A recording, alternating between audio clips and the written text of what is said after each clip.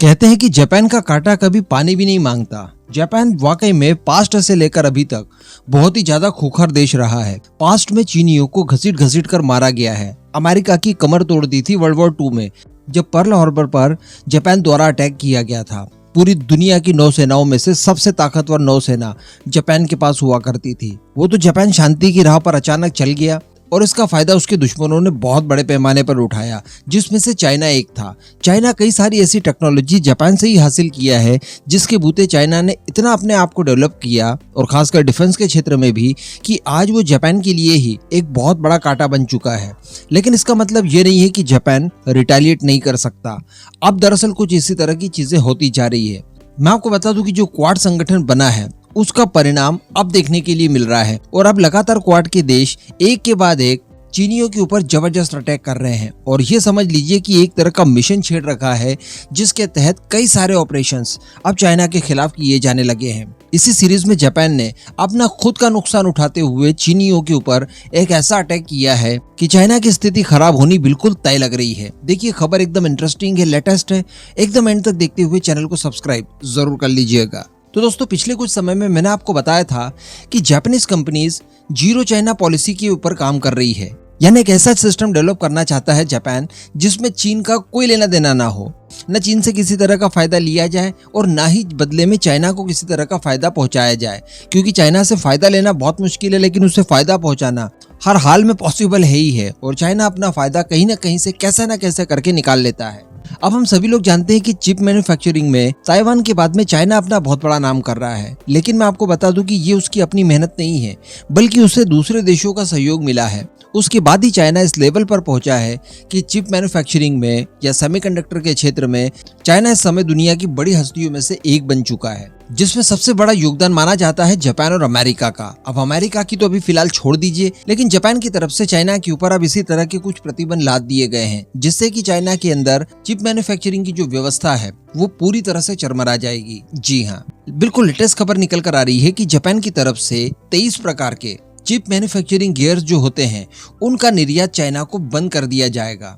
यानी chip manufacturing के लिए जो उपकरण लगते हैं, जो साजो सामान की जरूरत पड़ती है, जिसके बिना आप चिप मैन्युफैक्चरिंग कर ही नहीं सकते, वो सारे गियर्स बंद कर दिए जाएंगे।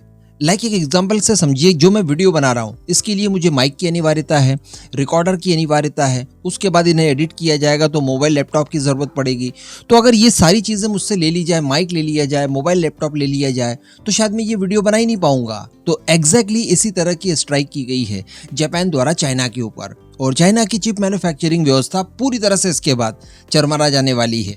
इसका सूत्रधार बताया जा रहा है अमेरिका को। दरअसल अमेरिका चाहता है कि सेमीकंडक्टर के क्षेत्र में जो चाइना की विकास वृद्धि है वो एक सीमित दायरे तक ही रखी जाए। यानी चाइना को इतना बड़ा ना बनने दिया जाए इस क्षेत्र में कि चाइना इसके दम पर दुनिया के ऊपर रूल करे।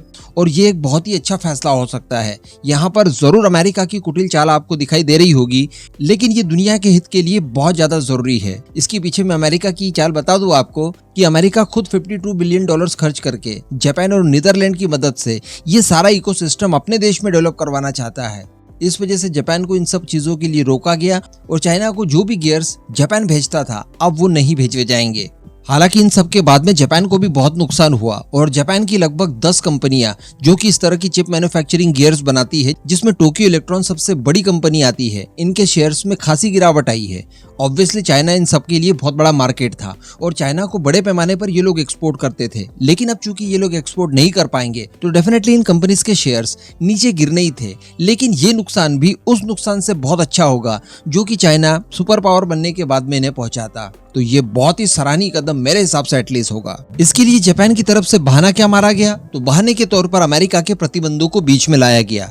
जापान का ये कहना है कि अमेरिका द्वारा जो चाइना के ऊपर प्रतिबंध लगाए गए हैं उनका हम लोग पालन करते हैं, उन्हीं के अनुरूप चलते हैं और उन्हीं प्रतिबंधों में ये सारी चीजें भी आती है। तो चाइना के अंदर जो सेमीकंडक्टर और चिप मैन्युफैक्चरिंग व्यवस्था है वो अचानक से शटडाउन होने का अब खतरा मंडरा रहा है चाइना के ऊपर। अब चाइना दरअसल इन्हीं चिप्स का इस्तेमाल क्वांटम कंप्यूटिंग, उन्नत वायरलेस नेटवर्क सिस्टम और साथ ही आर्टिफिशियल इंटेलिजेंस जैसे कई अन्य क्षेत्रों में इनका इस्तेमाल किया करता था और दुनिया को बड़े पैमाने पर एक्सपोर्ट भी करता था। तो चाइना को इससे होता था बहुत ज्यादा लाभ, क्योंकि इस तरह की चिप्स और सेमीकंडक्टर वगैरह बेचने वाले बहुत गिने चुने देश हैं दुनिया के अंदर। तो यहाँ पर चाइना को इन सब चीजों से बहुत तगड़ा फायदा हो रहा था। और सबसे बड़ी बात कि चाइना अपने आप को भी इस क्षेत्र में बहुत ज्यादा विकसित करने की कोशिश कर रहा था। इन्हीं सब सेमीकंडक्टर और चिप निर्माण की वजह से चाइना अपने डिफेंस क्षेत्र के ऊपर भी खासा जोर लगा रहा था और अपने डिफेंस सेक्टर को भी इन सब चीजों की वजह से काफी ज्यादा बूस्ट दे रहा था। तो ये सारी चीजें सडनली रुक जाने की कगार पर आ चुकी है। तो बताया जा रहा है कि अमेरिका की तरफ से महीनों पहले इन सब चीजों की प्लानिंग कर ली गई थी और जापान के साथ लगातार वो लोग टच में थे, जापान को मनाने की कोशिश कर रहे थे एंड फाइनली पूरा प्रारूप बना लिया गया कि किस तरह से चाइना के ऊपर इन सारी चीजों की सप्लाई को रोका जाएगा और फाइनली वो कदम उठा लिया गया है। वैसे ये क्षेत्र अब भारत के लिए भी थोड़ा सोचने का विषय बन चुका है। मैं आपको बता दूं कि इस तरह की चीजें फ्यूचर में भारत के ऊपर भी अप्लाई की जा सकती है, इसलिए भारत को इन सारी चीजों की व्यवस्था पहले से ही करके रखनी होगी और लगभग सभी कार्यों में अपने आप को दक्ष बनाना होगा, ताकि अन्य किसी बाहरी देशों के इस तरह के प्रतिबंध लगा दिए जाते हैं, ऐसी परिस्थिति में भी हम अपने आप को उभार पाएं।